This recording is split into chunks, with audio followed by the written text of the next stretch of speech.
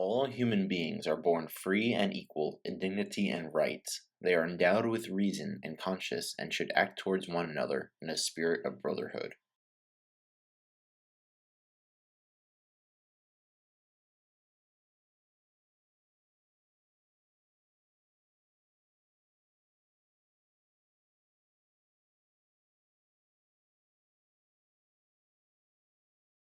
My name is Jay. I am a retired sex worker, and I'm here to talk a little bit about some of the basic human rights violations I've suffered at the hands of law enforcement. Sex workers is an umbrella term. It's basically anybody who works in the sex trade, be it dancers, cam girls, regular escorts, sugar babies, whatever they want to call it. Anything that appeals to the sensual nature, sexuality of a person, is a sex worker. In this country, sex workers are portrayed as just basically, best put, not human beings. Just, we don't count, we don't matter. They just don't realize what prostitution really is. Everything's prostitution. I mean, when you have to pay the government fines, income tax, the government's pimping you out. My dream was to have a red light district in Atlantic City. I want Atlantic City to be the first gaming city where women can legally be registered vendors. A red light district uptown with all the abandoned buildings and all the land, it would have been perfect. It would have brought so much revenue to the city.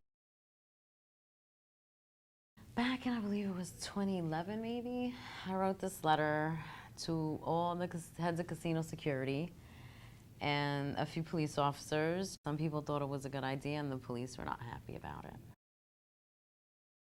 I was arrested every time I set foot in any casino, and even the ones I'd never had problems in, they made it clear that state police let them know every time I set foot in a casino that I was to get arrested on the spot for nothing.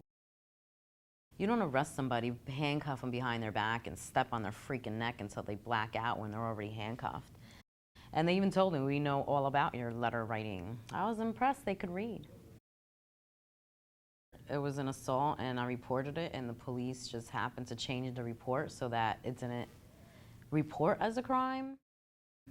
Like, he basically cuffed me and did what he wanted, and the police left that part out of there because they're his friends.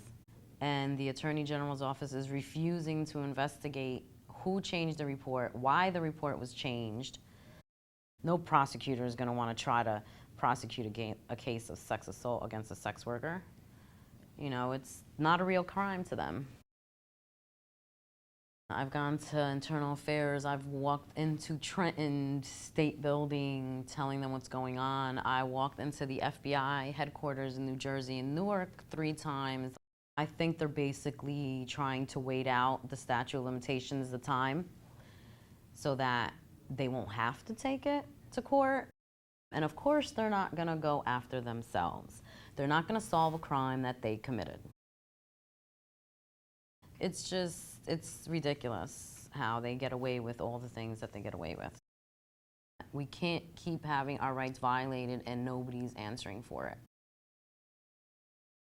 I want the state to be held accountable. I really want to expose the corruption and, you know, the misconduct. Once you go and speak out for yourself, you know, you're leaving yourself open to everybody trying to shut you up. Like, no matter how much people try to say they understand you, no, they don't. The whole issue of prostitution being illegal just needs to be dropped. If they just drop it being legal, they don't need to make it legal. They don't need to decriminalize it. Just make it a non-issue. Make it a non-issue.